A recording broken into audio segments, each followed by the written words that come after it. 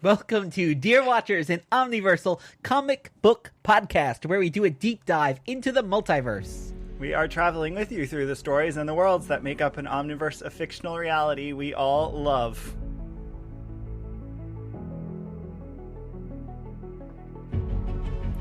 And your watchers on this journey are me, Guido. And me, I was going to try to say Ramag, as in Magog, but Rob, but it doesn't quite work. Kind of, right? A little bit. Oh, wait, we have a faint specter of a man here today. Oh, luckily the Flash has pulled him out of his ghost of Christmas past dimensional stalking, and here he is. It's Elliot of ElliotComicArt, maker of our Amalgam Minis and much great art of our podcast and many other smart people who commission him too. Hi, Elliot. Hi, how are you guys? It's me. I have slightly older than the last time I was here. I've got a little bit of gray hair and a ponytail and beard that I will soon shave off and cut my hair to return. Yes, you've got that Superman graying temples look going on. Yes, I do. Oh, and look, you're wearing black and blue. With my... A little hint of the Superman t-shirt on. Which we can see, but lovely.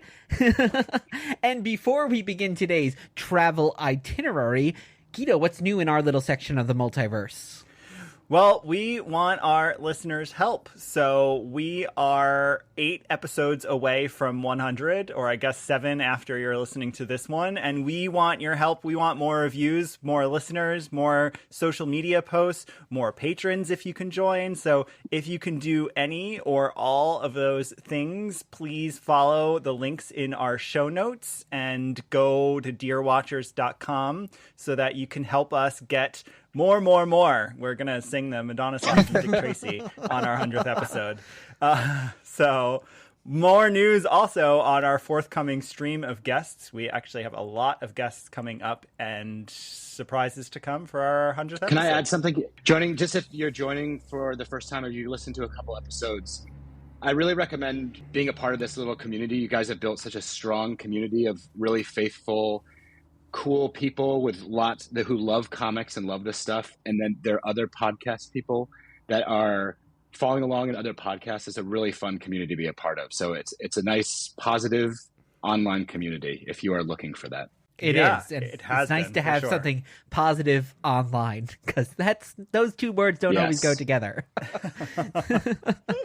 If you are joining us for the first time, we have 3 parts of our journey today. Origins of the story, what inspired this other reality. Exploring multiversity, we dive deeper into our alternate universe. And pondering possibilities, we examine the impact and what's followed or coming in the future. And remember, in addition to leaving a review and supporting us on social media, you can find us on Ko-fi, and our spin-off series, Omniversity, is over there. Go to dearwatchers.com. And with that, Dear Watchers, welcome to episode 92, and let's check out what's happening in the Omniverse with today's travels to an alternate universe. Today, when we get our passport stamped, it will say we went to an alternate world, but one without a question just yet. So stay tuned, because, Dear Watchers, we will be coming up with that question later on in the episode.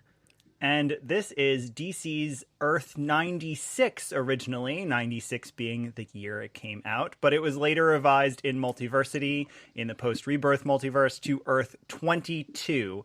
And while it has had a number of appearances, the first view of this Earth is the Kingdom Come miniseries. I'm going to go out on a limb and say this is probably the most famous story we've covered so far. We haven't done the core Marvel versus DC, just some amalgam spin-offs. We haven't done the Age of Apocalypse or Days of Future Past, so I really think this is it. So because of that, we're going to get right into our show segments, because there is a lot to talk about. Yes, we're going to kick off our first segment, and we will have a chance to share our own origins in Origins of the Story. Right now, on this very show, you're going to get the answer to all your questions. Our amazing story begins a few years ago. Let's start with our origins. This series is so iconic, we probably all have a connection to this regardless of our feelings about it. And then Guido's going to give us some background, and I'll kick us off because I have an interesting connection to this, which is that this was the first time I actually ever read Kingdom Come. That is a shocking origin story. Yeah, but I did. It always was on the periphery of my comic fandom because 96, I was definitely going to comic book stores a lot then. And that poster, the iconic painted kind of look, you would just see that everywhere. And I remember I associated a lot with the Killing Joke, with like that Lex Luthor biography thing. Like you would see those. The Donald Trump like, Lex Luthor biography. Yeah, that's right. It was those three things I really associate as with comics, but I never read it. Maybe it seemed a little too grown up for me. And then I would obviously see this art all throughout my life, but for whatever reason, not being maybe as big into DC, I'd never really read that before preparing for this episode. But I think you both have read this multiple times. Yeah, this is I don't even know. This might be my third or fourth time through. 1996 was when I was taking my kind of comic sabbatical. So I collected when I was in middle school and then kind of left it for a while. But I'd gotten into comics in middle school because I loved to draw. And Alex Ross was always someone that I, and still do, just really respect and love and found a connection with. Like I have Alex Ross's Mythology, the coffee tabletop book that he and Chip Kidd did that I really connected to. It's just got all of his sketches of the Justice League from when he's little, the made up heroes. It just I'm sure there are so many artists out there that can connect with his trajectory. And so that's what drew me to Kingdom Come, always comics for the art first. And then as I got back into comics in my 20s, I probably revisited it because I love Mark Waid. Mark Waid and I have a similar passion for Superman as a character and what he means to the superhero and comic book world, but he can also just serve as a modern mythology of, how to live your life and things like that too, that I've always connected with. We both have a deep love for the original Christopher Reeve movie, and there are echoes of that version of Superman throughout this too. So I don't really remember when I first read this, and actually revisiting now, I remembered it as like a 7 or 12 issue miniseries. I remembered it as really drawn out. I remembered the central conflict, but I forgot how, and maybe I appreciate it more now that I'm older because I probably haven't read it in 15 years. The kind of moral complexity, it's what I love about some comics and Mark Waid's writing. And so we'll get into that a little bit later. So I didn't really remember it that well. So as Guido and Rob know, my memory is, I have a very visual memory and not a great memory. If it was a TV series, definitely I remember every detail, but not because it's a comic. Well, maybe it should have been. Well, and I'm excited. The stuff you said about Superman, it's fun because some of the background research reveals that Mark and Alex had very different ideas about who Superman is. And I wonder if Kingdom Come works so well because it sort of fuses the two or explores the complexity. I guess I should spoiler alert that my reaction to this, I love this story. I think this is one of the most extraordinary comics there is in the world. And I read it as it came out. I was going to the comic store weekly at this point, and I remember reading Marvels as it came out and just being floored by the painting. That was Alex's first big thing, which we'll talk about in a moment. And so it was just a natural, like, oh, you have to read Kingdom Come. And I remember my best friend at the time who we used to read comics all the time, like we read it together. So as it was coming out, I don't even remember if we traded it back and forth or just both went to the comic store to get it. So I read it as it was coming out. I think I didn't fully understand the themes at the time, but I loved it mostly because of the art and the drama of it, I think. And then as it became collected, I read it again because, of course, they added a bunch of scenes, which we'll talk about.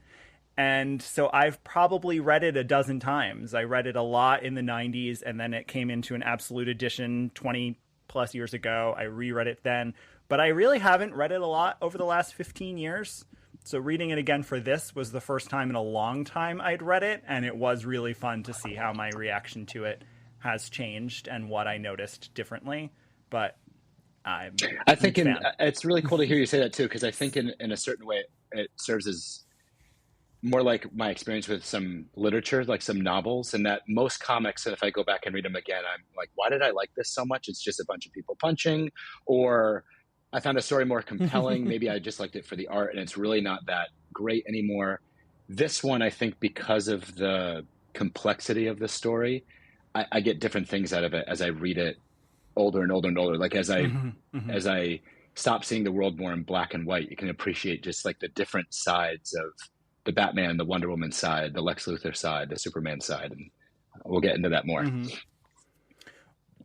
Or the world building, right? Like as we've explored on our 92 episodes, how people build worlds, you just start to realize like, whoa, how did they do this? And how did they do this in 150 pages? So yeah. It reminds me of what you hear a lot of actors do, which is an actor will write down their whole biography of their character, and you only don't, maybe you see a fraction of that actually on screen, right? But it's for them themselves. That's what I almost get that they were doing here. They were writing all this stuff, and you only get a little bit of that actually on the page, but they use that all in the world building, just in their heads. And we get it through the back matter and stuff, but in the actual story, we only see a fraction. That's a great point. Well, let's talk about how they did it. So here's some background, and this is really thanks to a few sources. The Kingdom Come Companion, which is a really cool book that was published in '98 by Comicology Publishing, not to be confused with Comixology. And Alex Ross was heavily involved in this book. So it's before they started collecting Alex's sketches, he actually gave this publisher all of his sketches. So they published his sketches, annotations, page-by-page annotations, a character index, interviews with him and Mark. It's a really cool text that then was pulled off the shelves. Apparently, DC might have gone after them in a lawsuit because they wanted to publish the sketches in the future collected editions, which of course they ultimately did. So it's a hard to find, but really, really cool resource. And then the later collected editions from the Absolute onward, including what I think the three of us looked at, which is the 2019 trade paperback collection, which is also what's on DC Universe. It has the original proposals, more sketches, annotations, interviews, essays. So there is a lot of back matter to pull from. Some of it contradicts, actually, and I went with the earlier stuff because I figured that was fresher in their minds. So let's dive in to the background here. The companion starts in the most perfect way, so I have to steal it, which is, in the beginning, Alex Ross created Marvels. I think that's a really fun biblical homage there. So we'll learn a little bit about Alex's career to that point in our next segment, but Marvels, of course, makes him a star, telling the Marvel history in painted form through the eyes of a photographer. And Ross recalls... Not even half... Yes, of course. Not even halfway through doing Marvels, I thought, what would I do if I were to pitch a painted project to DC? And the thing that came up for me immediately is that, unlike Marvel's, DC's Golden Age history is not intact.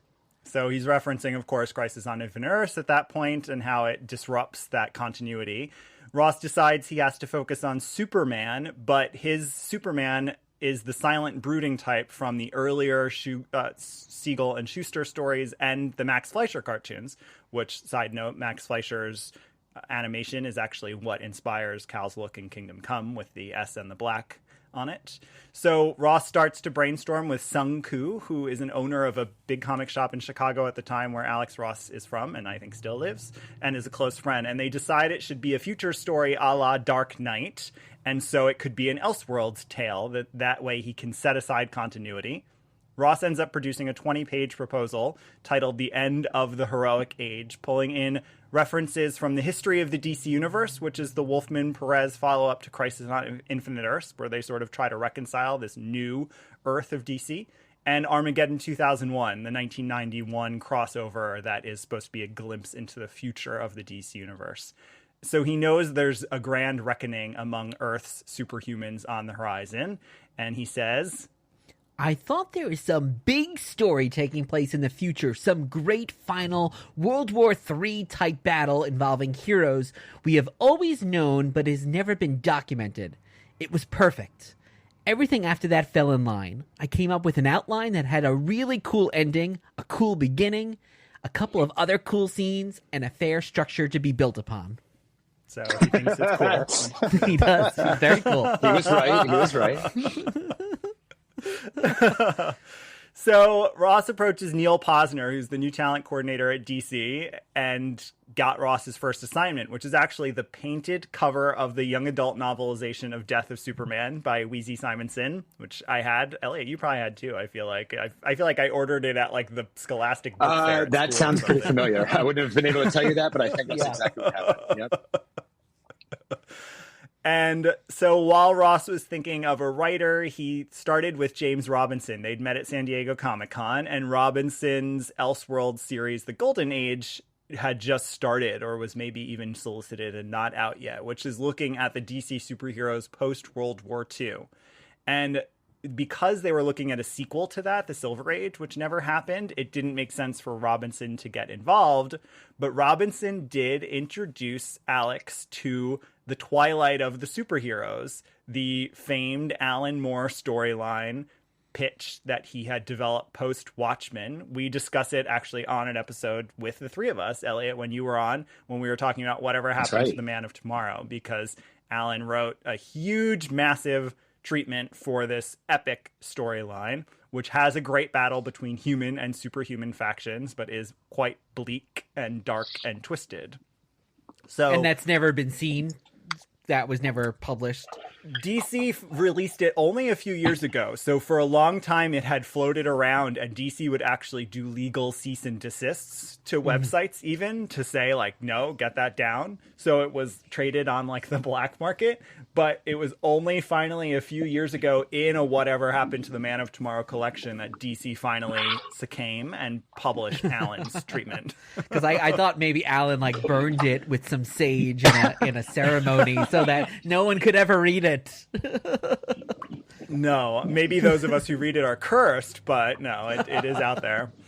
So Ross hears from Archie Goodwin and Peter Tomasi. They're working on the Spectre, and they ask him to do a cover, and he says, well, he has this proposal, and he wants to bring it to them. So he brings it to Tomasi, and at that point, Tomasi senior editor Dan Raspler, and they're the ones who suggest Mark Waid.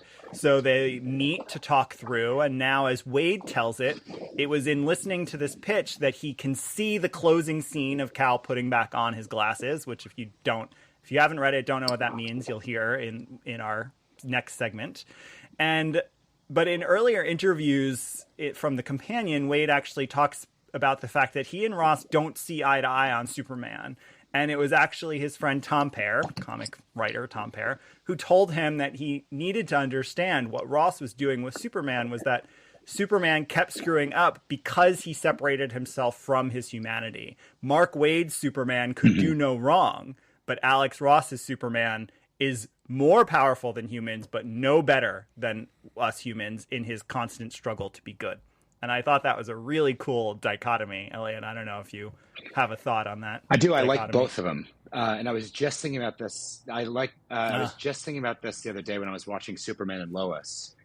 There's a scene, for those that don't know, I'm a father. And there's a scene where Clark and Lois's boys are arguing, and Superman busts upstairs and just yells at him. He just blows his top. And I was like, Superman doesn't do that. And I was like, but Clark Dad does. Like, I do it all the time. Like, I feel like it just showed his humanity. In that same episode, he admits to General Lane that he's made a mistake and that he's sorry. Like, there's all this humility built upon them that I really respect about it. And I also like the stoic, moral high ground Superman, and I think the middle of those two is really great, which is what I like about. There's parts of this Kingdom Come that I'm like, that's not the Superman that I really like. Like, I don't, and we'll get into that a little bit. But because of Mark Waid, he ends up being the Superman that I think I like. So I think the good versions of Superman have that in him. Yeah. So it's clear the collaboration is tight, right? Like they're navigating this story. They both have a real strong sense of the story and what the point is, and they're really co-architects from everything you read. You cannot separate Ross from Waid in this. Though it is Ross's original vision that leads, his original proposals are pretty close to this. So there's a heroic age proposal dated from early 1994 that then evolves into Elseworlds heroic age. And finally, later that year, there's a third proposal fleshed out, Elseworlds Kingdom Come. The title comes from Alex's suggestion to Mark. And as Mark said, they're fueling each other. They sort of go back and forth constantly. And then it happened. And afterwards, Alex Ross, reflecting on Kingdom Come being done, said, "This wasn't going to be Mark's final piece on superheroes, but if I'd wanted it to be, it could have been mine. Once I was done with Marvels, I didn't feel like I had any more to say about Marvel characters. But finishing Kingdom Come, I still feel like I'm dying to return to something with Superman or Batman. I've put my stamp on them. I could move on. I could do the Alan Moore thing and move completely out of superhero comics for a time. But to be honest, I had a ball. I've reaffirmed my belief in the ideal of a superhero, and that reaffirmation was for me a very personal thing." And I love that end. That end, I think, gets at, for me, what this reading of Kingdom Come brought. Like, what is a superhero, and what is the ideal of a superhero? And so it was cool to hear in Alex in 1998 reflecting on why Kingdom Come kept him wanting to do this, whereas the Marvels felt like almost a coda. I just was, and I was just thinking too, Guido, about that marriage between Mark Waid and Alex Ross's and their different takes. I've always found Mark Waid, and I know him to be a more, he loves science. Like, a lot of his explanations for things are really scientifically based. And I know that because of Alex Ross's upbringing, and his father was a pastor, I believe that's true, right? That he comes, it's not surprising that he comes up with this religious, it's titled Kingdom Come. But really good stories too are the combination of both of them. It's like the science, it's a belief, the faith. It's like, I'm thinking of like a lot of Carl Sagan's work is really cool because he's so scientific, but he also brings this like bigger vision of the universe and this almost religious take on like Carl Sagan's famous for saying like, we're all made of star stuff. Like, those are what atoms are. And so it brings in this bigger than us narrative. Yeah, this bigger than us narrative to this too. And I just think, I was just thinking maybe that's one of the reasons why this story works so well too, from those two perspectives. Yeah. So let's get into it. Yeah, we're going to lock this segment up in the gulag and move on to our next segment, Exploring Multiversity.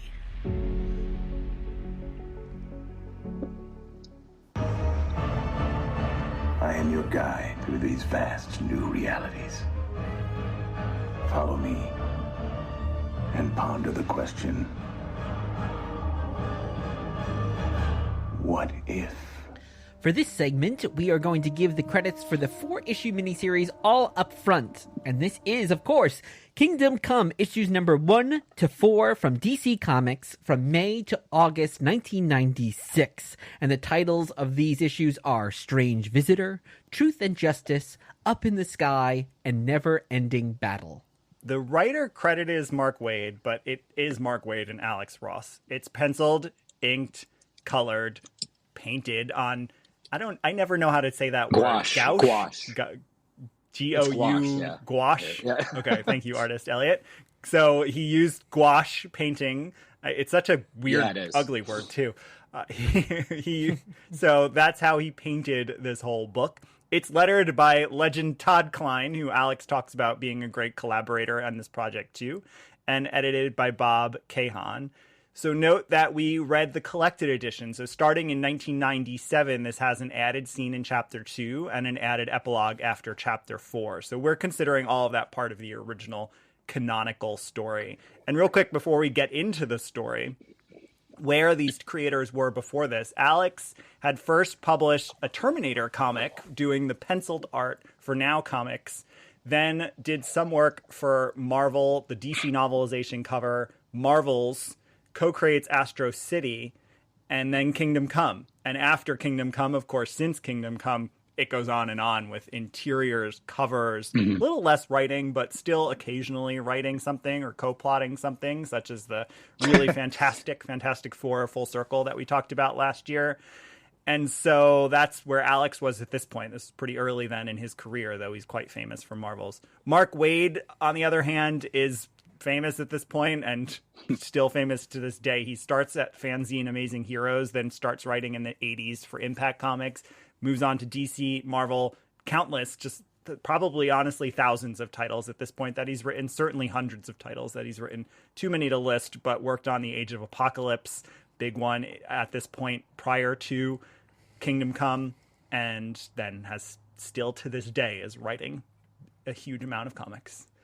And so for us to dive into this, Elliot's going to sort of lead us through a chapter by chapter summary, and we'll talk through, and we're going to analyze the whole thing. So listeners, if you've read this, then great. You'll get your memory refreshed, and we'll talk through what we think.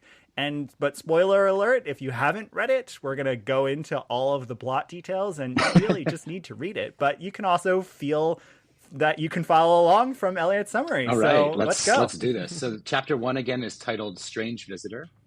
And we're introduced immediately to Norman McKay, who's a pastor. And just, I think is really cool, Alex Ross used his father for photo reference. I mean, it is his father in almost every sense here, which is really cool. So it's Norman McKay, a pastor who we learn about this alternate future through. We learn of a world without our familiar DC heroes and how the next generation of heroes are more extreme and violent. Magog is one of these new heroes who uses killing as a means to rid the world of the bad guys. Norman is visited by the Spectre because of Norman's apocalyptic visions of the future. And like a Dickensian Christmas ghost and a much kinder, gentler Scrooge, the Spectre and Norman visit the future versions of the Justice League to see where they are now. And just to pause here, we talked about the world building earlier in this episode. I thought the first, I don't even know how many pages this is, maybe it's 10. You get so much, and it's such a cool way of introducing and getting the reader to be like, oh, wait, this has happened, this has happened, this has happened. And you like just wanting to know more, and they do such a good job of world building. What do you guys think about how this opens? Well, and I think the other thing for those who aren't looking at it is every panel is filled with Easter eggs, which is why the annotations that are in the collected editions or in the companion are so important, because right up front, I mean, you have the Americommando on Liberty Island, and you just have an enormous amount of characters drawn into every scene, but they're characters that are either older versions of characters we know or completely original creations. Sometimes Alex is imagining the children of heroes that we know. Sometimes he's imagining wholly new characters. There are a ton of pop culture references, some of which we might mention, where he's drawing people we know from the world. I mean, it's just incredible how many different people are in each panel. And sorry, the Americommando is chapter 2, but there's still so many people in chapter 1 on every panel. Yeah, and I'd have to think, because you referenced it, Elliot, I'd have to think that A Christmas Carol was an influence here, because you've got a ghost bringing someone through all these other worlds and times. But what's interesting is, as you said, Norman really isn't our Scrooge. Really, Superman is our Scrooge. Superman is the character that we're watching change over time, and also has isolated himself like Scrooge has, and kind of re-entering humanity by the end of this. So it's interesting that they took that context that we all know, the Christmas Carol Scrooge story, and turned it on its head. They really use bit. Cinematic. Yeah, they use. That's a great that point. And I think they also use cinematic ways of introducing a lot of, not backstory, but the state of the world right now. Like this restaurant that they go to that feels like it's like a Hard Rock Cafe or Planet Hollywood, but Planet it's not Hollywood. for superheroes.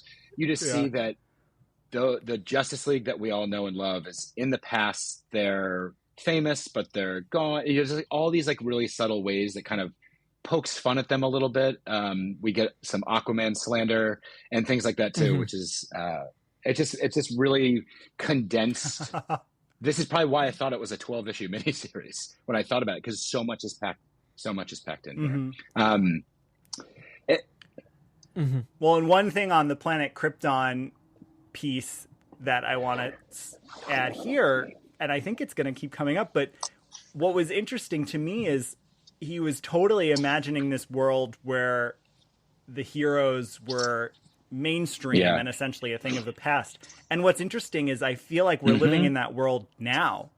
I don't think it's certainly in 1996 and since 1996, I think it's only been the last few years. Like, I can imagine Marvel opening a restaurant. I think we can all imagine that this would happen. Marvel has lands at Disney, right? Like, so Planet Krypton could exist now. It could not have existed 25 years ago. So it's interesting that he sort of is predicting a world where heroes just exist. And essentially that's happened now, even though heroes don't exist in our world. I don't know. The Planet Krypton scene really struck me as prescient. It also reminded me of 2 years earlier than this, Pulp Fiction had come out, and that has the famous sequence at Jack Rabbit Slim's where all the waiters and waitresses are famous Hollywood people, and Steve Buscemi's Buddy Holly, and there's Marilyn Monroe and all these things.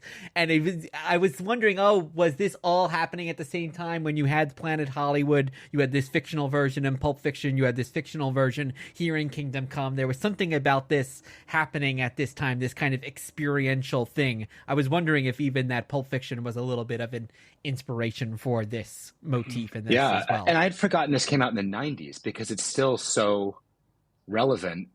And one of the things that I found interesting is one of the themes in this is it calls into question of Superman's relevance, which is, I feel like, a conversation that happens a lot. And it was coming out in the mid-90s, which was a time when you saw all the Image and the Rob Liefeld and Todd McFarlane inspired heroes with big shoulder pads and belt. I mean, all the new generation of heroes. This is such a commentary and response to 90s comics and the loss of our Silver and Bronze Age heroes. Yeah. Well, and this starts, too, with Wesley Dodds kind of passing his visions on to Norman, and Wesley Dodds, the original Sandman. And one thing I read, I didn't read Kingdom Come, but I did read Zero Hour over and over again. And Zero Hour, which came out 2 years before this, also starts with Wesley Dodds as an old man having these visions and actually dying in, like, the opening bit. And I was like, wow, that had to maybe have been related to this, because they're using the same character as an old man, his visions, and kind of his visions being the inciting incident for the rest of the story. Yeah. So again, using that same, we get introduced to the world, and then we have Norman and a Spectre. I always read it and want to say Spectre, like an old timey Spectre. The Spectre.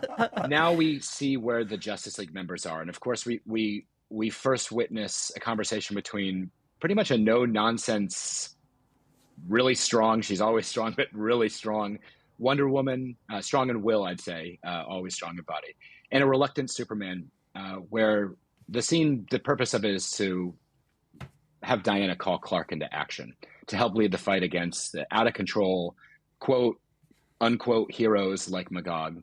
And Wonder Woman shows Clark via news outlets how Magog's extreme approach caused Parasite to split open the atom in a desperate attempt to end the battle.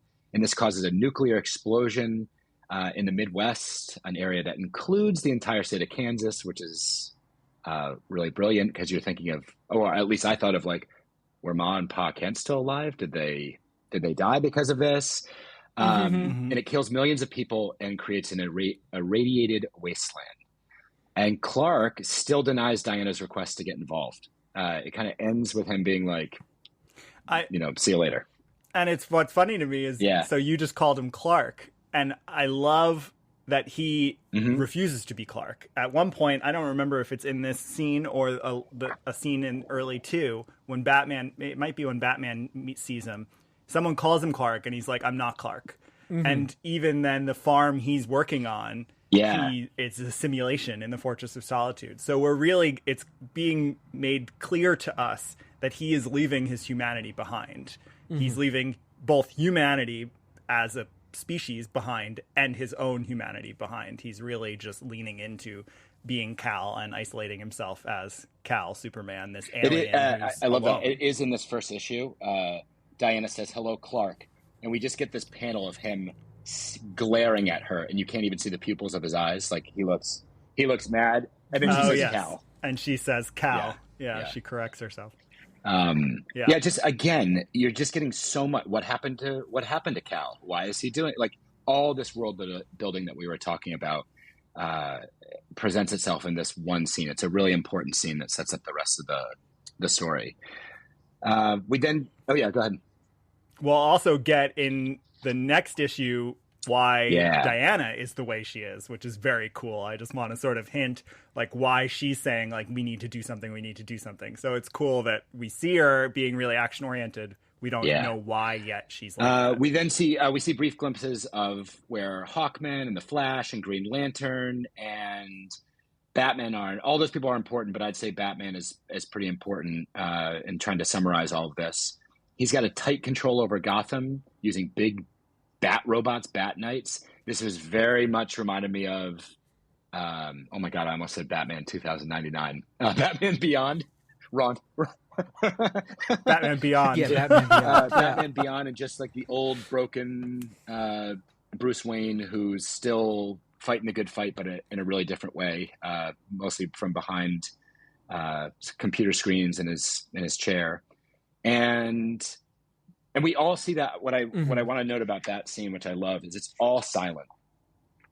We have a lot of text overlay with Norman and the Spectre, making commentary about where the heroes are. But the Batman, once we see the Batman and the Bat Knights, it's completely silent. You just get that dark foreboding, almost like the beginning of Batman the Animated Series. You don't really need any words. You can just, just see that. It is. We know that Alex Ross is inspired by animation, so it's pretty cool. Well, and one cool thing, I was reading an interview with Alex about his approach and how he works, and they were saying that I guess generally, and I don't know this, maybe Elliot you do, but generally like paintings don't show action. There's something about the medium of paint that doesn't lend itself to action. And so they're asking him, how is he able to achieve movement and action in his panels? Because it's what allows there to be a scene like this one where there's no dialogue, but it doesn't feel static. It doesn't feel like some oil portrait hanging in a museum for whatever reason. And it's just the extraordinary work of his. So it was cool to hear him talk a little bit about that. Well, it's interesting you bring that up, because I actually think that there are some, and I feel this way in a lot of Alex Ross's work, the big double spread action scenes I actually find distracting. They are meant to look like these Renaissance style paintings where you had, hundreds of characters, and it works from that sense, especially with Kingdom Come, because it's supposed to bring about some like, all Renaissance paintings are about religion and myth. And that doesn't work for me. I think comics, the way they were drawn, that those black outlines really help. Like the line weight really helps you see, like a thicker line weight helps you see what's supposed to be in the foreground. And when you have everything kind of using natural light, it's much harder. It's much harder to discern what's going on. Characters get lost, little details get really lost. And so I think that the Batman scenes work and some scenes work, and then there are others that I find that I'm kind of overwhelmed visually, and it doesn't work that much. I apologize. That's the only thing I can ever critique about Alex Ross. I think he's right there. I mean, it's really for me. Well, I think overwhelming is a good word to use to describe this. As the only person here who read this for the first time, I think I will benefit from really kind of going back to reading it a second time, because it is so jam-packed. Elliot, you keep mentioning that you thought it was 12 issues instead of 4 issues, and that's because there is so much here. We've talked a lot about the world building, but almost on the flip side of it, they don't spend a lot of time talking about things. For example, Magog, I had to look up, wait, is this a pre-existing character? I've heard this name. It's a character created for here. There's other characters we meet later on who are kind of introduced as if they are pre-existing characters, but they were created for this story.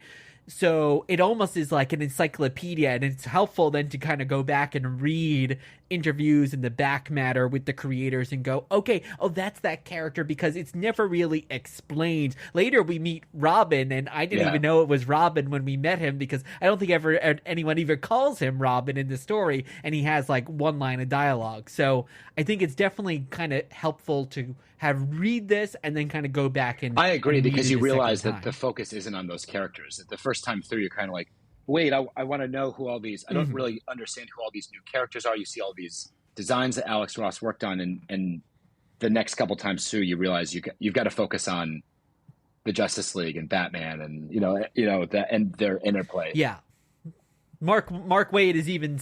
Yeah, Mark Waid has even said one of the most frequent questions he got was, who is the Green Lantern, who is the Flash? And it's Alan Scott and Wally West. But you don't even hear their names, and I don't even think the characters necessarily have... Maybe Green Lantern has one line of dialogue and the whole thing. So, you don't kind of dwell on that. It's, again, kind of going back to what I said. It's all like in a Bible, going back to religious metaphors, that they've kind of created, but it doesn't always, come through to you as the author. It's all kind of in their heads.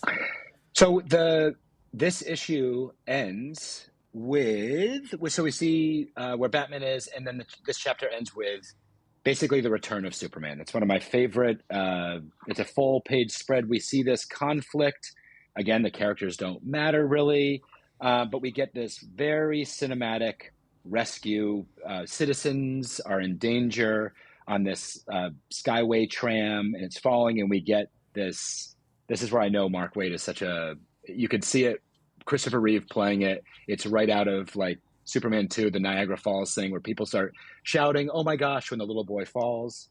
And look up in the sky, and then you turn the page, and it's from the angle. Alex Ross does an amazing job with the angles. It's from the citizen's point of view. You're actually looking up in the sky. And Superman in his new suit, he's gotten a haircut, shaved the beard, awesome. Still got the gray. I respect that. Coming down, you don't even see what he's done. He single-handedly got the villains by the belts, basically.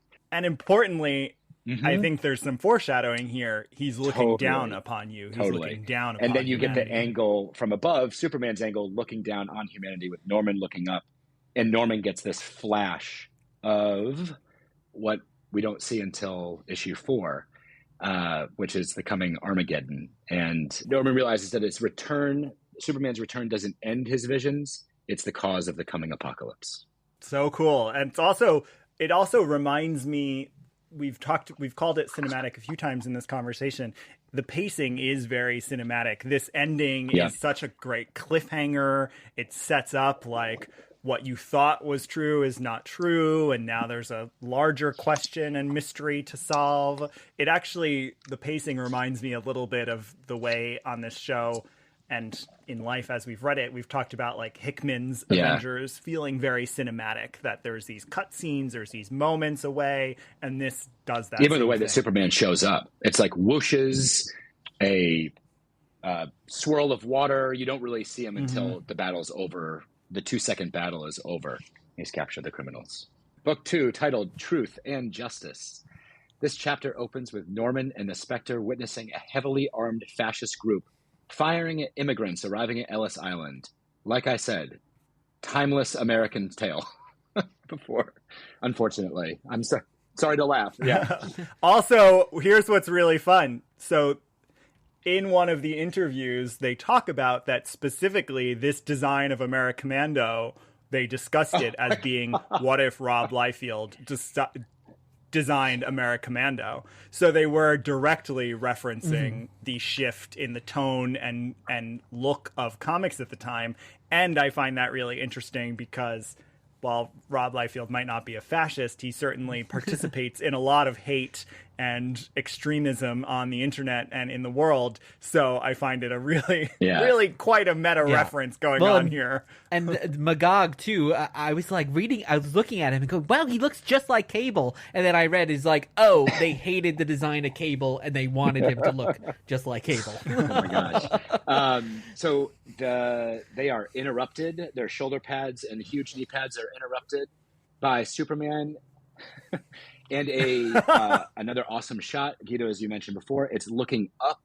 They're always silhouetting the sun. The sun's behind them. They're bathed in light. very Renaissance style, a reassembled Justice League who easily end the conflict, aided by Red Robin, which we find out later is a middle-aged Dick Grayson.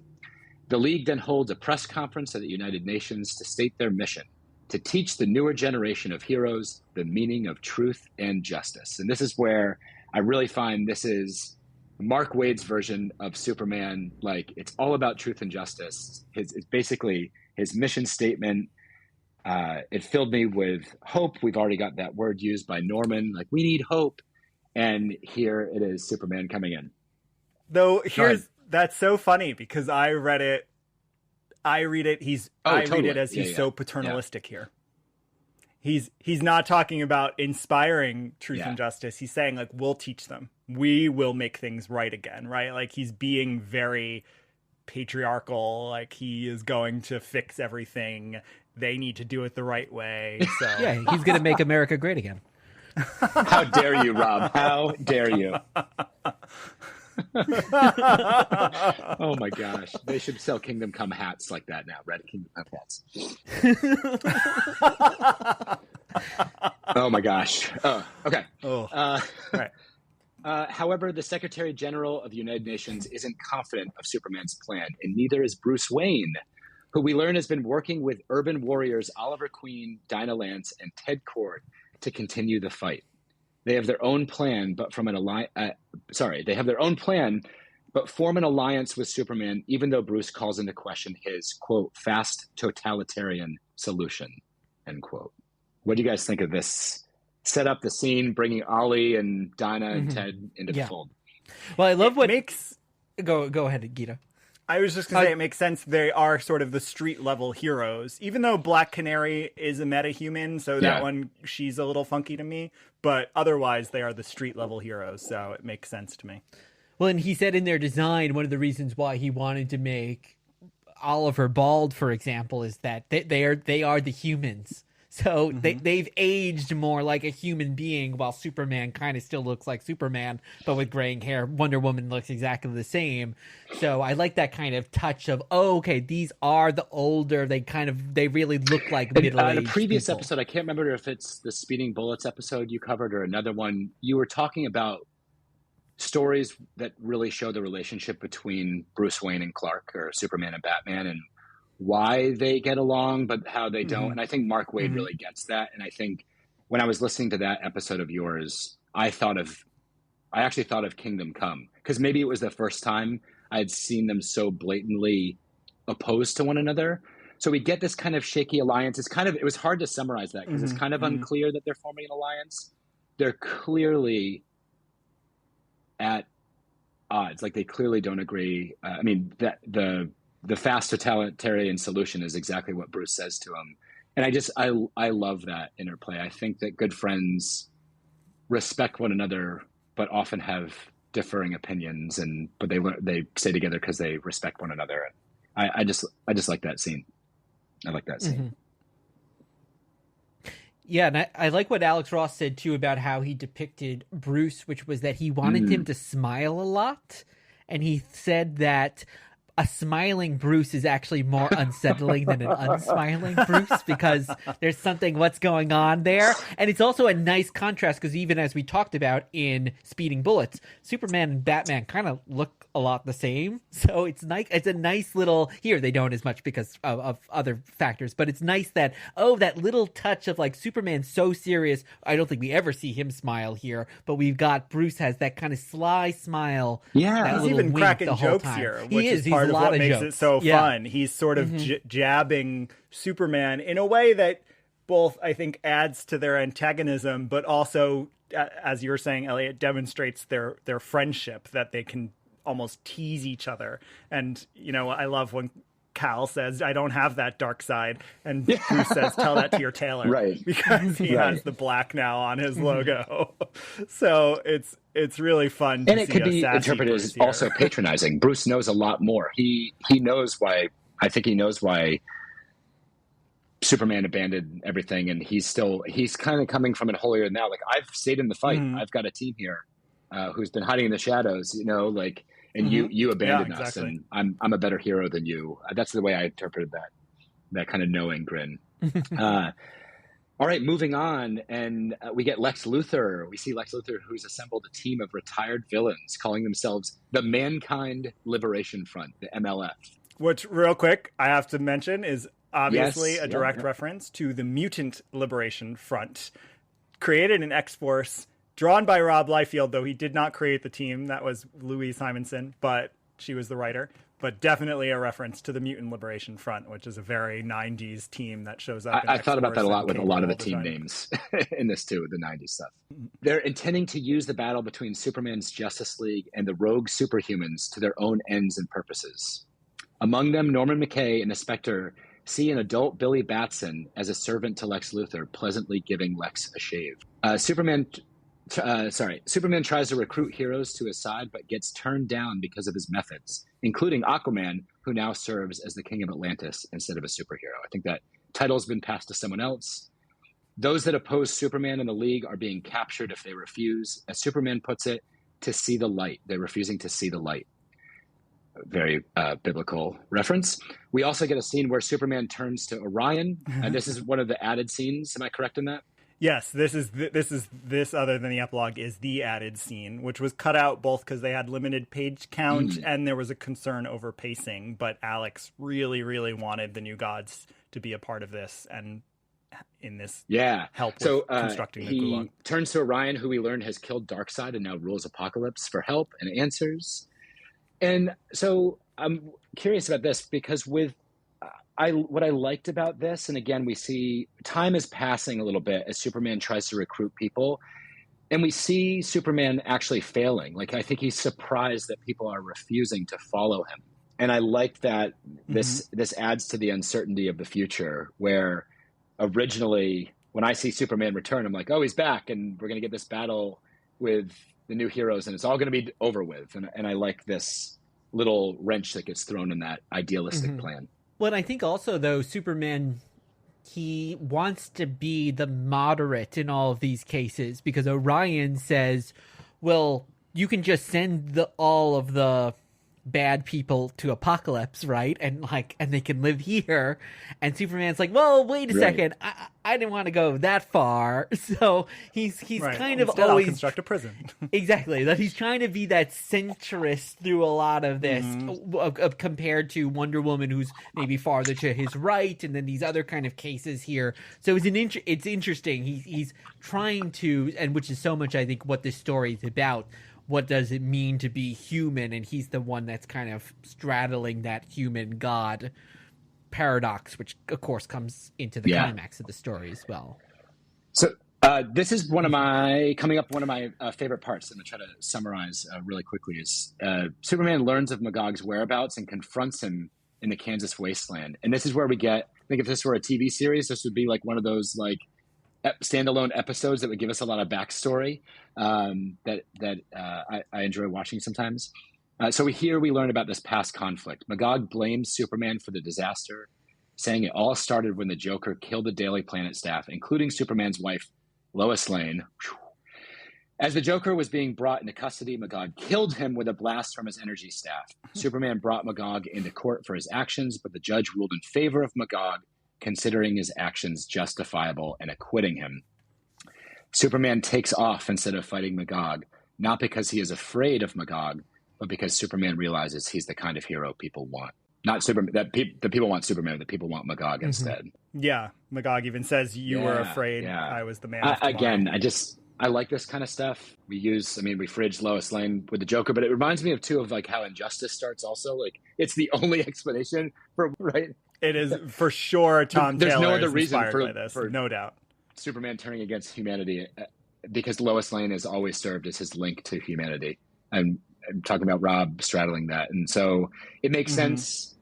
It also makes sense. This is it just shows humanity's like the shift into extremism, like how quickly that can happen.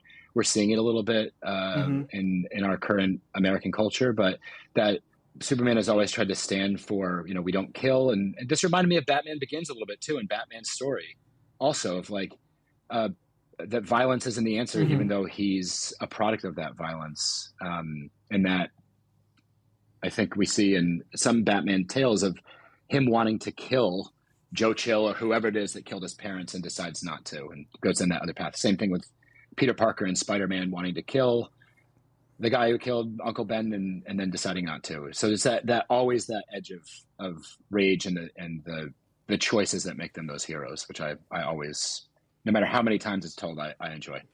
Well, and calling back to Speeding Bullets a few episodes ago, it's fun because in Speeding Bullets, it's actually having Superman's powers that causes Bruce to kill Joe Chill ultimately, because his rage combined with the power ends up resulting in Joe Chill's death. So it's interesting. I guess there's constantly this question of should someone as powerful as Superman kill? Rob, what do you think of? Yeah. Of course, it came up a lot when the Man of Steel movie was made too. Rob, what did you think of this as reading it for the first time, this like explanation of the conflict between Magog and Superman?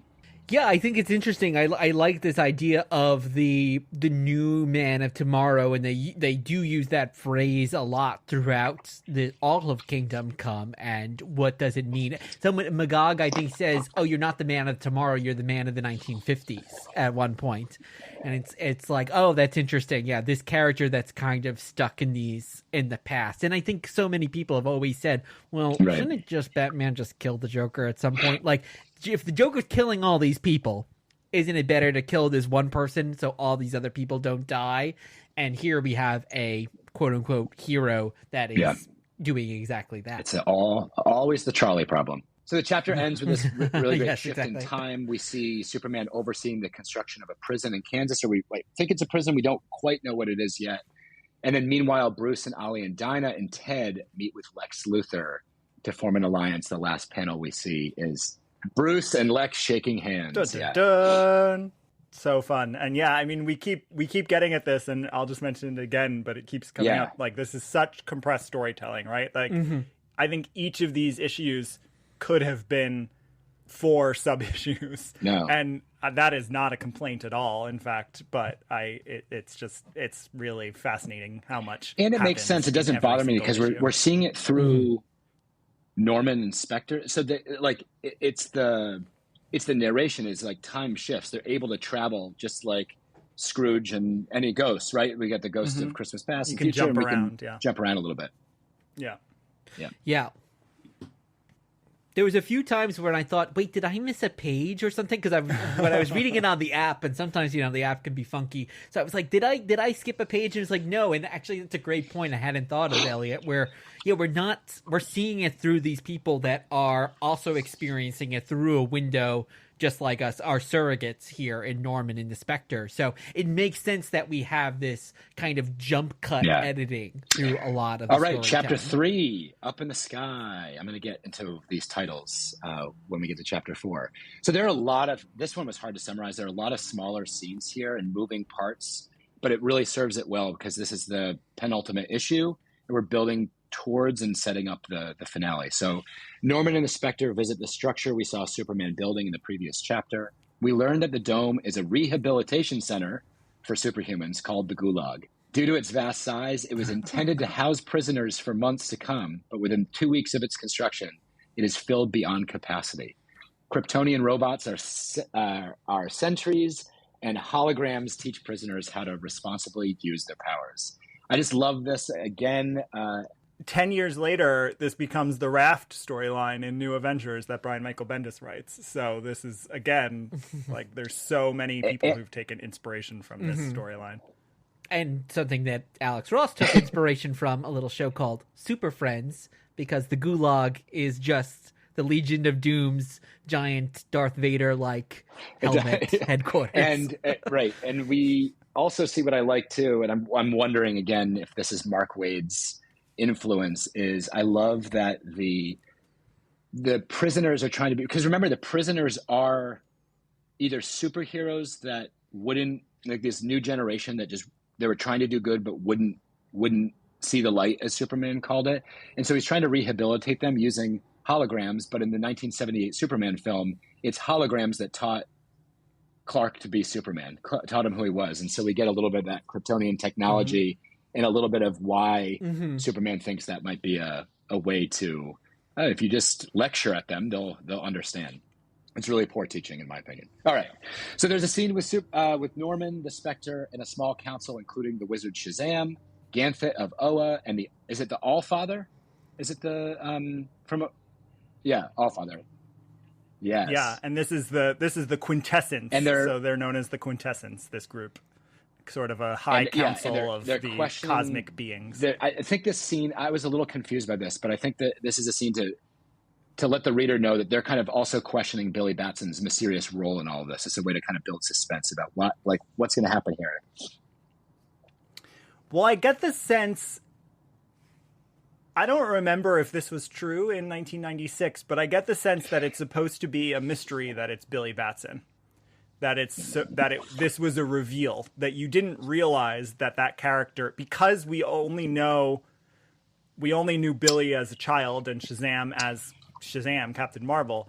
I don't know that you're supposed to realize that's who Lex is manipulating in the last issue. Exactly. So I think this is a big reveal. I agree, except for that the first page of chapter 3 is a huge painting of who is then Captain Marvel. But yeah.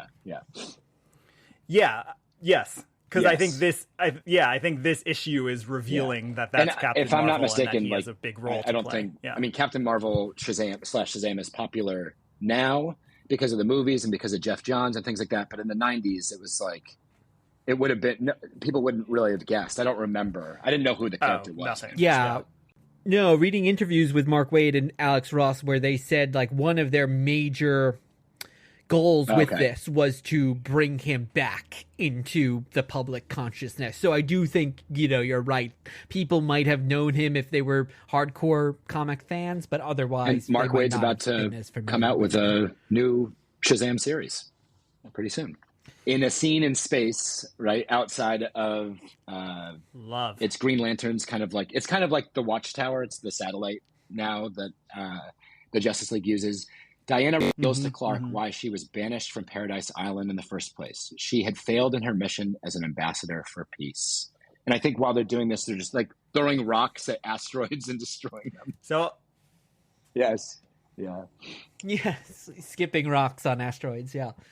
And this is so good. And this is one thing that I really absorbed differently now than I did a long time ago. So we talked about, Rob and I, in our Wonder Woman episode, that one of the things I always love when I think writers really get Wonder Woman, and it's rare, sadly, is when they position her as this blend or this complexity between Superman's morality and Batman's willingness to do whatever it takes. And I think Gail Simone in Infinite Crisis does it, and I love that. But it's really cool to me that it shows up here, and I didn't realize how explicit it shows up here, that the reason she was calling to action and the reason she is pushing so hard is because her people told her she was being too soft. So it's a cool way that, like, she has decided, you know what, like, it's now peace by any means necessary. Like, I like that way of her being because it's a little different. Again, Batman's just willing to do whatever's necessary, and Superman is too moral in a lot of cases. She's like, okay, now I need to do whatever it takes, and my goal is still peace and love, but if I need to kill a few people to get there, I'm going to do that. So it's a really neat motivation for her, and it's one I like. It just also shows as it gives a little bit of or understanding in the time jump for the reader who haven't been with these characters in a long time, how your methods can change based on your experience, and how some people, I've tried this, and now I'm going to try this now because the other stuff wasn't working. It's just interesting. It's thought-provoking, I think, for me. All right. Meanwhile, Lex Luthor subjects Billy Batson to torture by making him watch gruesome images of him and his friends being slaughtered by superhumans and causing worms to crawl in and out of Batson's ears, keeping him from saying Shazam's name, or the name Shazam. This was strange and disturbing. Luthor later joins with Bruce Wayne, where Bruce reveals his team of superhumans who are ready to lend their support to Luthor's cause. But then we see on the side at the end that John Jones, the Martian Manhunter, had changed forms and was disguised as one of these people, this council. And I don't know about you guys. I didn't understand. I think it felt like they just wanted to shoehorn Martian Manhunter in there to explain where he was, because he doesn't really add to it. I mean, it does help us. That scene is there to show that Bruce really isn't allied with Lex Luthor. He's trying to gain insight into Luthor's plan. So, right. Yeah. Mm-hmm. Yeah, I think that's the purpose of that. And back to the worms, I think it's some evolution of Mr. Mind. Rob, do you agree? Yeah. You're a fan of Mr. Mind. I don't know if it's an exact because Mr. Mind is a big like antagonist right. of Captain Marvel's, and he's a worm. And so I imagine it's one of those things where they came up with this backstory where there are like these worms that Lex somehow was able to create, or Mr. Mind turned into. Well, Dr. Savannah creates the worms, and we don't see Dr. Savannah in here, but Lex we get a little to reference there, refers to him, and I definitely think it's at the very least a reference, whether it's an actual evolution, but it's certainly a reference. And I think, as we were saying, at this point, being that this character was not as famous as he now is or was, that it's more of one of the many Easter eggs. That makes a lot of sense. I had not put that together. Yeah, that went over my head as someone who doesn't. I wouldn't say I'm not a huge fan of Captain Marvel. I just haven't read a bunch of it. Up in Green Lantern's satellite, Red Robin speaks, one of his few lines, with his former Teen Titans members about his growing concerns that Superman's plans would eventually fail. Much like me at the beginning of this episode, Norman McKay finds himself suddenly pulled from the spirit realm by Flash, who can, because of his vibration, he's always vibrating, he can see into different dimensions and things like that. He tells Superman Norman tells Superman he is there to warn him of the coming Armageddon, but does so in biblical verse. Red Robin alerts the team that a riot has broken out in the Gulag. Wonder Woman sends Flash, Green Lantern, and Power Woman to deal with the catastrophe, while she and Superman speak to the Secretary General of the United Nations about their growing concerns of the Gulag. So we're starting to get, the cork has popped, and we're getting more of the conflict here. We then see a confrontation between Lex and Bruce as Lex tries to send Billy Batson to the Gulag. Bruce reveals his betrayal, sending his Bat robot knights to capture Lex. Billy is able to call upon his Shazam powers and escapes, ruining Bruce's plan.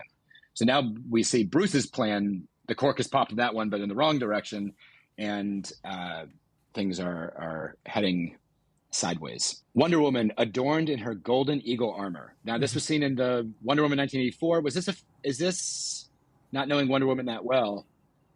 Okay, that's what I thought. Okay, this is created really here cool. by Alex Ross. Argues with Superman about how to deal with the rioters. Yeah. So now we're seeing the separation of Superman and Wonder Woman, who were allies. Now we're seeing a difference in their ideologies and ways to deal with this a little bit more. She wants a battle, but Superman doesn't. Superman races to get Bruce's help, and he reveals that Captain Marvel is headed to the Gulag. Clark races there at super speed. Very cool paintings here, but it's too late. He gets knocked aside. We don't know by whom. And Norman and the Spectre watch as Captain Marvel appears. The chapter ends with this text box. Armageddon has arrived, with a full page reveal of Captain Marvel. Now, no, Shazam. Yeah. And I real quick, we haven't talked too much about him, but I love the portrayal of Lex here. I think he's just very fun. He's that perfect balance between a more sinister Lex and some of the Gene Hackman silliness. He reminds me a little of Vincent D'Onofrio's Kingpin. Mm-hmm. And totally. And his plan, I mean, he's so inconsequential, which I think is kind of the point. He's got this kind of convoluted plan, a little bit like Gene Hackman in the first Superman movie, where it's like, okay, there's Billy. We don't really quite know why he's doing all this, but I think it almost speaks to, it's like, oh, the humans are inconsequential to this story. This is about these people that are more of the gods, and Lex, unfortunately, and back to your qualify. point, Guido, about the use of the Holy Trinity of DC Comics, Batman, Superman, and Wonder Woman. I think I'm drawn to the scenes between them and those conversations between them. So my favorite scenes in this issue, this chapter, are between Wonder Woman and Superman, and then when Superman confronts Bruce Wayne in the Batcave and tries to get him to help. This is where I think Alex Ross came up with the structure of this and everything, and I think that Mark Waid adding the dialogue and the economy of words and what they say to each other is it's really important. It's just enough to get it, and the word choices are really important. And then, of course, it's like it circles back because then it's the facial expressions and there's so many moments, especially between Clark and Diana, where like you're feeling the tension and the intimacy at the same time. So that's why the whole package is such a great collaboration. All right, are we ready to end this never-ending battle? So chapter 4, I just want to make a note about the titles of these 4 chapters. I love it. It's all, I believe it's all from the original either radio show or the beginning of the old live-action Superman television series. It's a strange visitor from a new world, fighting a never-ending battle for truth, justice, and the American way. Look, up in the sky, it's a bird. So it's not in that order, but it's strange visitor, up in the sky.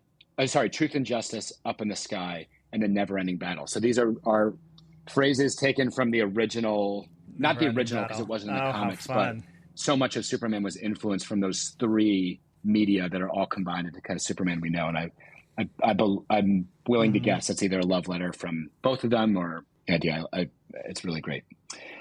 So this chapter opens with a huge battle at the Gulag centered on Superman and Captain Marvel.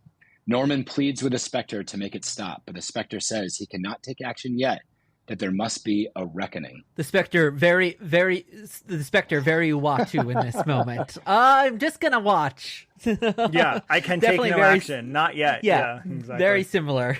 Right, like I'm messing with everything, but I'm gonna now claim I can't do anything. What? Yeah, exactly. I understood the story reason or the narrative reason why Norman and Spectre are there. They kind of take us through, and then I think when I was reading this again, I'd forgotten Norman's real role here. I was like, why is he even here then? Like, if he's not going to get involved or he's pleading with the Spectre to make it stop, I thought that was as good because maybe it was meant to do that. So the reader's also like, yeah, like, what's the deal here? Like, why can't you make it stop? What is his role here? At the United Nations, the Secretary General decides to take action to deal with the Superman problem once and for all, dropping nuclear bombs that are capable of destroying all superhumans except for Superman, meaning that I think they know that it's going to kill everyone but Superman, and that's the risk they're willing to take. And they do have a good just moment where they say, we can't kryptonite no longer works on Superman. He's just too powerful at this point, which is just a nice little like why nuclear line. Power? It's like that's off the table. The Gulag battle continues when Bruce, now in full Batman armored suit. So I love this. It's a mirror to Chapter 2 when you have Superman and the Justice League first show up.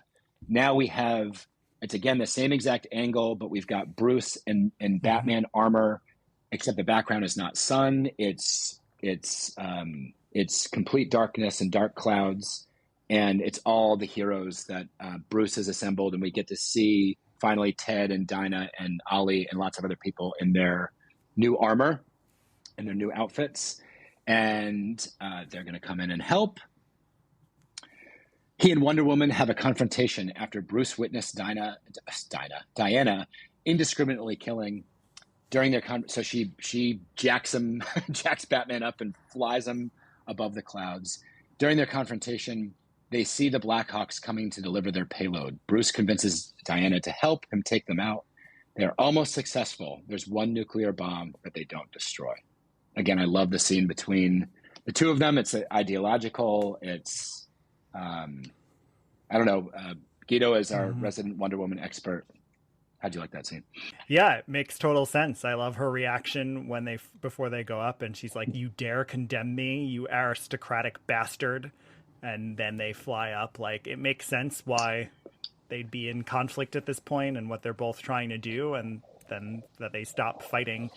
And I like how he says to her, like, we can keep fighting and just let the planes do their work. But then they both realize, like, no, we need to stop this. Superman and Captain Marvel continue to battle until Superman finally grabs Captain Marvel as he calls upon Shazam's name, letting the lightning bolt turn Captain Marvel back into Billy Batson.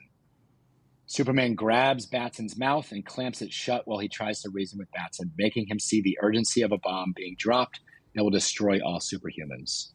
Superman, the fight is great too. you really can feel. You can feel, especially Captain Marvel, supposed to be Superman, right? Having been inspired by Superman, you can feel the threat to Superman here. He's got the bloodshot eyes, and because Captain Marvel just keeps calling down lightning on him, and it's like relentless. Yeah. So I really love, even though the battle is very brief. Yeah, you really feel the layout stakes of the of panels is perfect. Superman lets Batson make the decision of what's more important to him as he flies off to intercept the bomb. Batson speaks Shazam's name again and transforms into Captain Marvel, flinging Superman to the ground as he outraces Clark to intercept the bomb first. He calls upon Shazam's name 3 times, and the lightning bolt ignites the bomb, consuming all superhumans in a mushroom cloud, except for Superman and whoever was protected by the Green Lantern's power rings. And it's a shocking. I mean, there's just I forgot about that. Desolate. It's skeleton after skeleton after skeleton. Like there's really no holding back on this panel. Like the death is obvious, and it's supposed to be. You have all of these costumed heroes and it's just their skeletons. I also like it because Superman's the resolution of this story is not action based. Like they failed in some way. They failed to prevent this from happening. And yes. Again, why is Norman there? Why are Norman and the Spectre there? Still trying to figure out if they weren't there to prevent this Armageddon, what's Norman's role? So I like that this is still being teased to us. But I forgot, Guido, I forgot about that full page skeleton smoke. I love the different sizes of the skeleton. You've got that like giant skeleton in the way background. It's great. Well, as any Superman fan knows, once you see Superman looking down with shadows over his eyes, but a red glint, he's mad. Evil Superman.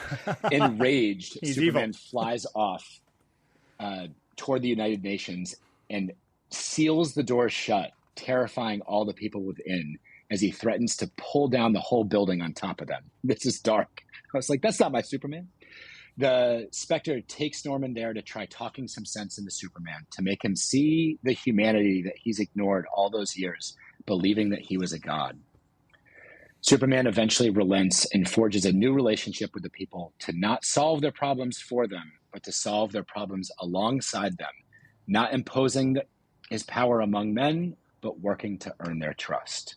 And I love how Norman reasons with him here, how he realizes, because it's such a nuanced, emotional beat of the story, he realizes that he's not mad at humans. The Spectre keeps saying, like, he's enraged. And Norman's like, no, he's mad at himself.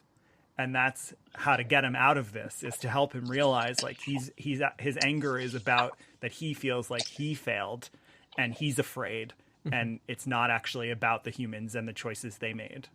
Yeah, and I think so much of the mission statement of this, or the question that they have, is Superman here saying that he's not going to solve the problems for them, he's going to work with them. Because I was thinking, reading this, if we had a Superman or God in our own life who could just do anything, cure cancer, please do that, stop this hurricane from happening, stop that. But Superman saying, but what if that person goes away? Which is kind of how we start this story. And I think here Superman is saying, like, I'm not going to have all the answers. I'm not going to just do this for you. It is going to be us. It is going to be us working together to actually solve these things. And it's like, that's very interesting, because I think that is how we would have to work with someone like this in our actual reality, or we would become dependent on them. Well, and you see it in this is pre-epilogue, but the beats of the finale here, because you see Batman's rehabilitation is in a hospital setting. And so he's working with people, and he has that funny moment with Lex where he says Shazam and Lex says, shut up. And then you see Diana is now brought back into the Amazons, and Green Lantern is now on the UN. So you literally start to see them inserted into human. In a sense, like we've talked about before when I've been on the show, with any good what if, it brings it back to the status quo, but the characters are changed. As I hear people talk about, writers especially, the toys got taken out of the sandbox of play, and now they're put back in the sandbox. So we get some growth, but like you mentioned at the beginning of the episode, Guido, we kind of end this first part right before we get to how Norman has changed, but with how Cal has changed, where he's going back to Clark. He's putting the glasses back on, and the thing that's different is he kisses Wonder Woman. So this they have this relationship now, and now he's not in a virtual kind of field, but he's actually plowing the what I probably think is Kansas, trying to make the soil healthy and things like that. So and I love how we kind of end before the epilogue with Norman and then up in front of his congregation again as a pastor, but now it's different from the opening his opening sermon. This is more about hope. And so Superman did exactly what he's supposed to do, like we were talking about before. When he's written really well, he's there to save people, but he's more there to inspire hope and let human beings understand who they have the power and potential to be, and not to sit back and relax while he does everything. I really like that part. Yeah, and the Spectre is now a human in his parish, and it works because you kind of almost see it like the Spectre has fulfilled his mission, which had to do with judgment. So it makes a lot of sense there too. And then, of course, the epilogue, which is 1 year later, and back in the world of Krypton, we have just an incredible scene. Krypton, the restaurant, not Krypton, the planet. No, world of Krypton. Yes. Planet Krypton. World of, yes. Or Planet Krypton. There you go. There you go. Yeah. And so I love this. And in some of the back matter, Mark Waid and Alex Ross talk about how this came to Alex Ross. He actually does a sketch of the three of them at a table having a meal, and he brought it to Mark at a Comic-Con and said, okay, I have this idea for this epilogue. And he knew that their goal was to tell Bruce that Diana was pregnant.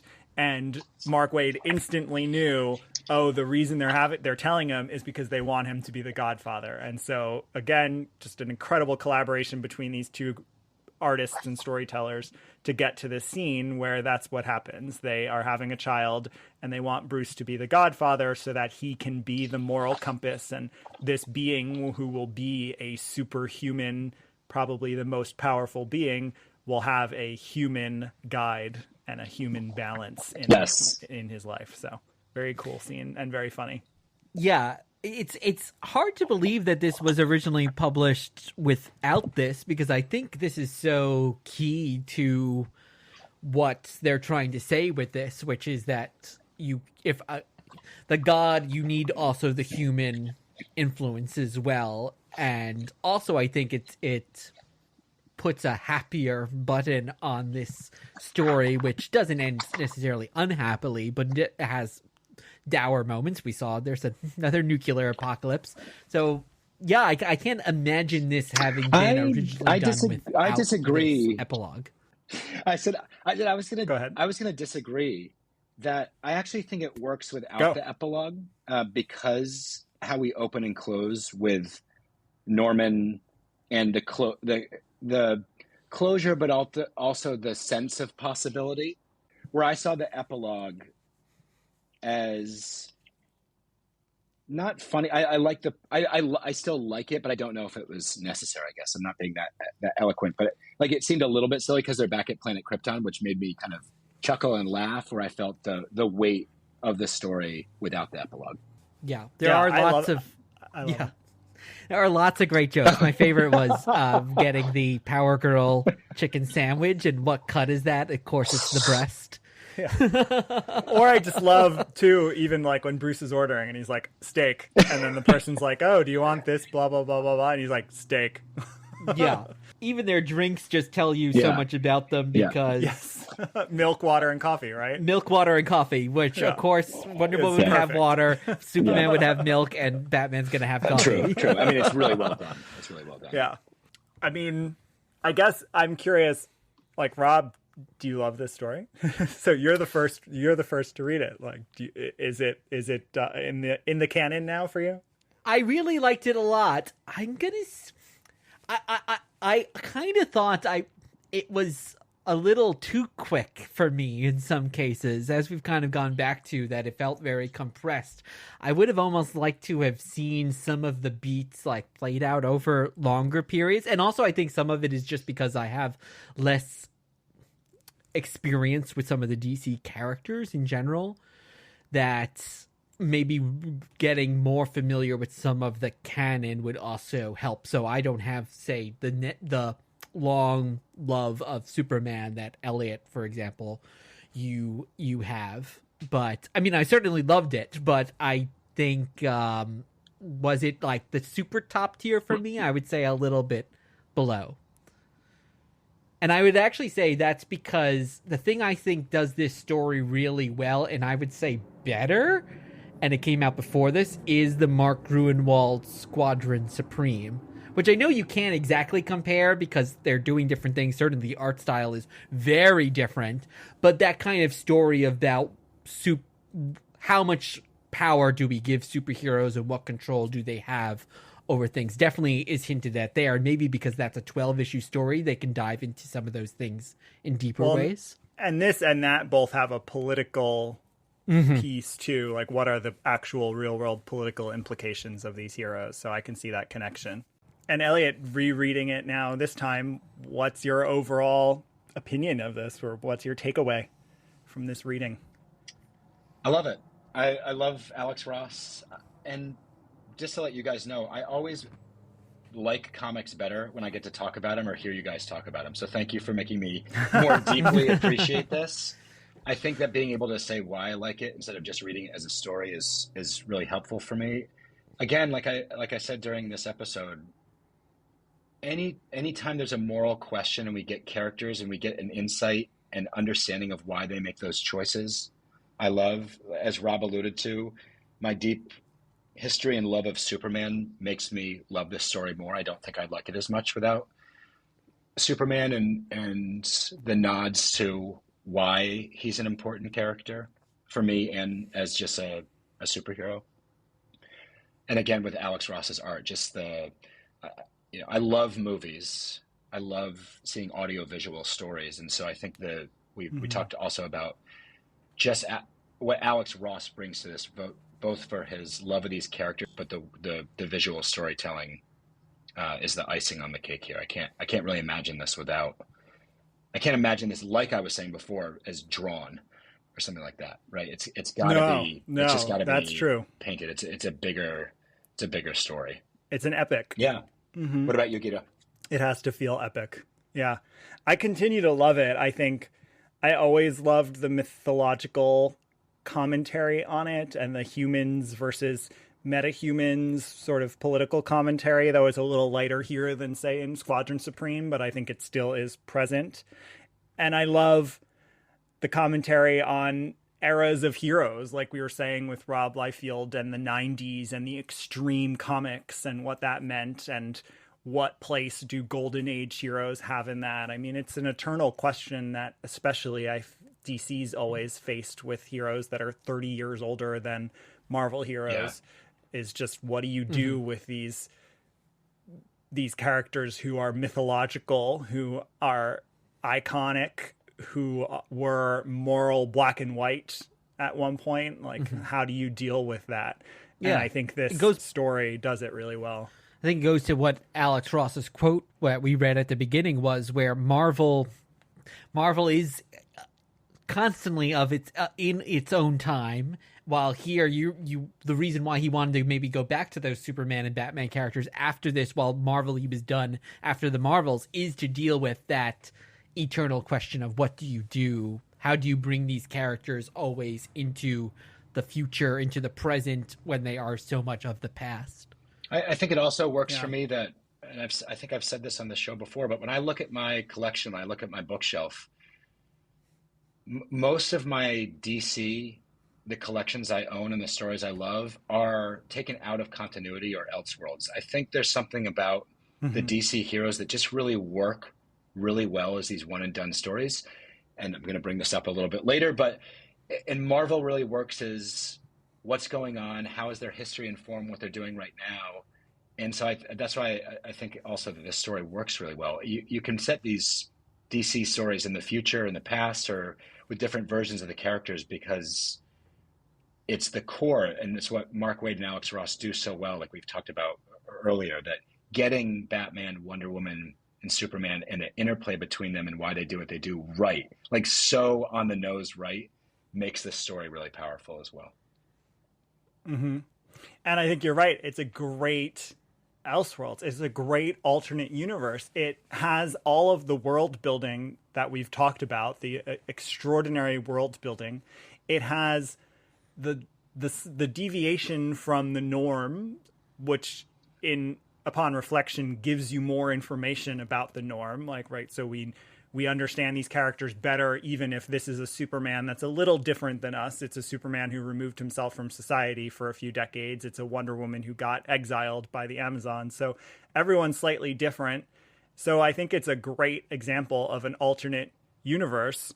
But that begs the question, we use a what if question every episode, even if it's not a what if. What is the what if here? Like, what is the point of divergence, would you say? Or what is the question Alex and Mark are posing with this series? To me, I think the key aspect of it is not Superman going away, but it is the prison concept. So it's almost like, what if Superman tried to police not only the world's villains, but also the world's heroes? Though I'd say that doesn't happen at the onset, right? That's not the catalyst. No, it's not, but I don't think that is where the conflict kind of then arises. I think the conflict arises from him imposing his will, what he thinks is right, on not only people who are quote unquote bad guys, but also the people who are trying to be the good guys as well. I don't think it's necessarily him going away, and even the Kansas aspect, that is where the conflict really happens in this story. My first go at thinking about this, and Rob, you just mentioned this, you don't think it's centered around Superman, and I would tend to agree with that.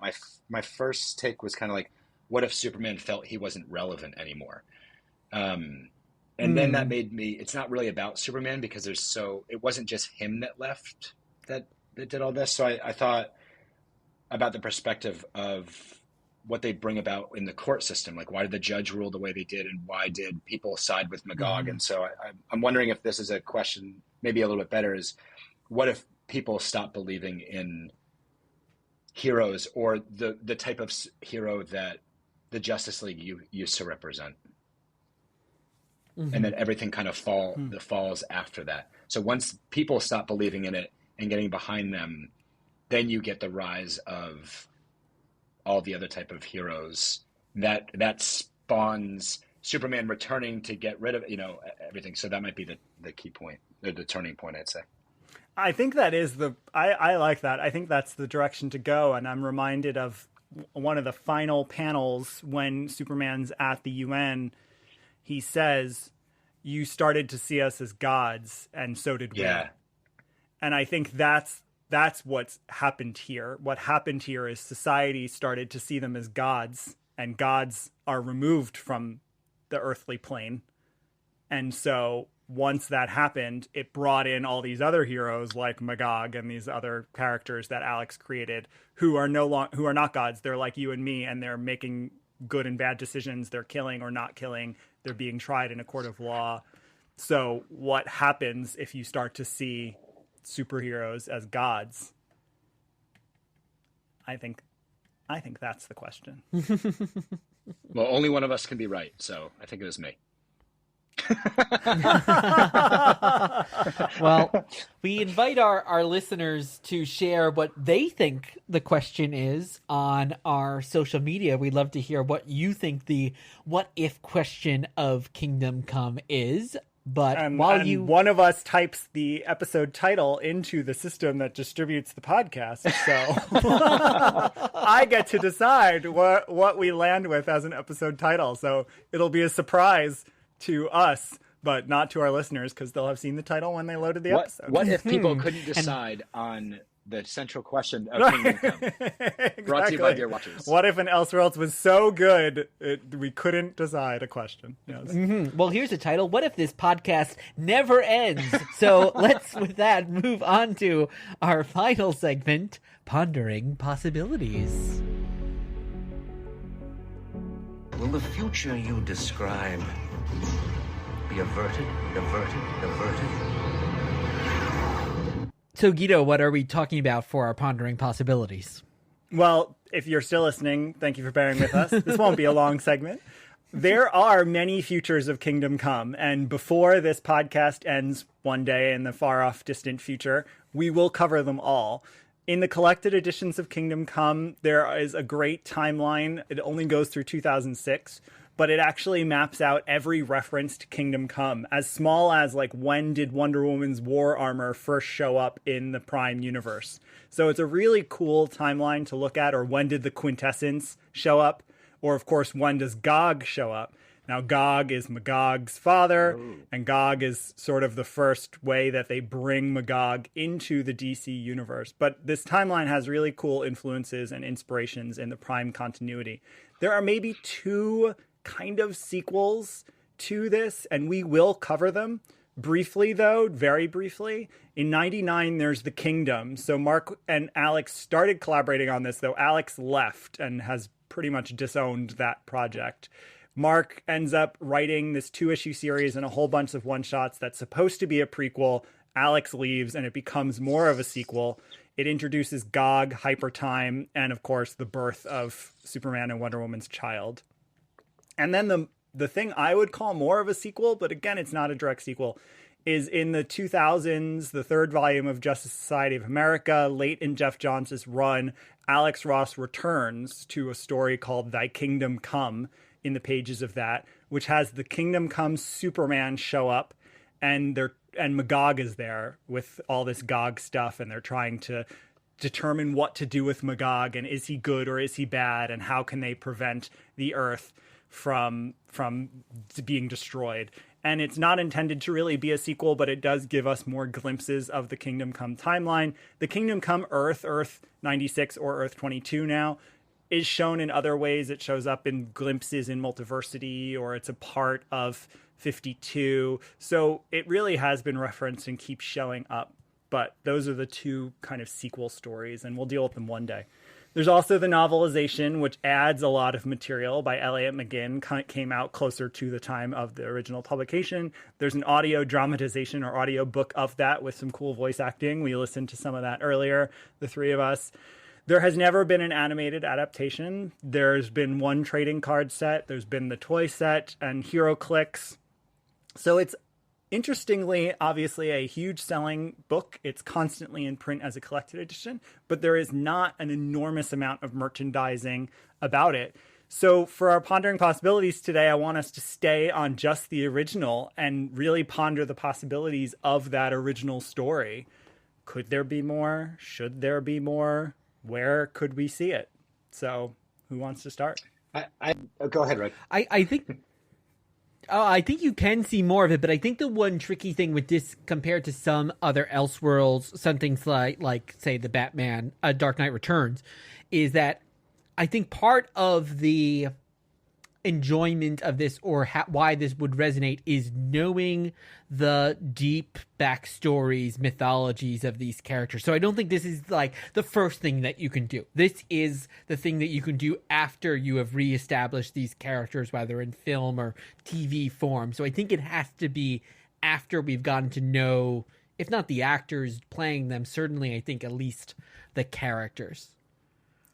I don't think I agree. I think in the same way we were talking about with Speeding Bullets, that because everyone in the world knows enough of who Superman, Batman, and Wonder Woman are, that I think you can get into this story and the right storyteller could give you a sense of sort of what it means that these superheroes are being seen as gods now and have removed themselves. And you don't need a lot of detail to get it to be this really good story. And I'm actually thinking a little bit of the other thing I'd like to see is like a Watchmen Watchmen-esque, the HBO Watchmen-esque version of this. Something that builds on the source, but is very removed from the source too. I don't know why I'm thinking about that, but that feels like a good model, perhaps, for how this story could be told. I think you're thinking of the reason why I'm thinking of the Watchmen HBO series is because I think, wondering if it was inspired by Kingdom Come. It does exactly what Kingdom Come does, is imagining where the Watchmen heroes are in the future, what the next generation has done, what the world that Alan Moore, Dave Gibbons world is now. That's true. So I have a couple thoughts about when we were talking before, and Rob was mentioning someone like Red Robin. I was wondering if one of the reasons that this story existed in all these characters was maybe to inspire like more like smaller miniseries, like where we'd see the like we'd see what, we'd get a little side miniseries, comic miniseries of Dick Grayson and how he went from Robin to Red Robin, or we could get a little bit more backstory. There's all these like little side characters, or the Flash, like you could have a whole Flash miniseries of the Kingdom Come Flash. If this was an event today, there would be like 61 shots tied into it. Yeah, I'm just surprised that it didn't spawn this, like every once in a while there's a little Elseworlds line, and it's the version of that character from there. I could see that. I would read that. I'd be interested in that. I don't think it would take away from the story, and I wouldn't want it to add anything. Like I wouldn't want it to add to like the continuity. It would just be a companion for people that love that. My other thought was that, and it's been a thought for a long time, when Snyder took over and started creating this DCEU, and I was like the Man of Steel because it basically took a lot from Mark Waid's Superman Birthright, which is a story I really love. I love that kind of retelling of the origin, or Mark Waid's version of that. And it got me thinking about the different movies that DC could do. And like I said before, how they're different than Marvel and should be different than Marvel. Marvel works because of continuity and who's going to show up in every issue. And I think that stories that tell the power and like Kingdom Come does, if Kingdom Come was a movie, this is what I really wanted to see. And like you were just saying, Guido, we already know who Batman, Superman, and Wonder Woman are, and to see them in a different light, to understand those characters and see them in a different story, like you can just do that. You don't need origins. You don't need all this other stuff that Marvel, I think, needs to do. You can't all of a sudden have Miss Marvel show up in a movie and not know her origin. Like that's part of the Marvel thing. And I always thought that a director and cinematographer that could mimic the lighting and the way of Alex Ross's artwork would be amazing to see. Gosh, yeah. Like a little bit grainy, like a little, like Zack Snyder tried to do a little bit of it. Like Man of Steel is a little bit like that. It sometimes looks like the painted tones. I would love to see a movie. Yeah. Just without the color. Yeah, right. Yeah, right. and that was my kind of wonder for you, Elliot, is, I mean, there is a novelization, there's an audiobook, I mean, and we listened to some of the audio version, it's fun, but do you think this loses too much not having the Alex Ross drawings in a live action, or certainly if they did it animated, would it not be good if they didn't try to replicate this style?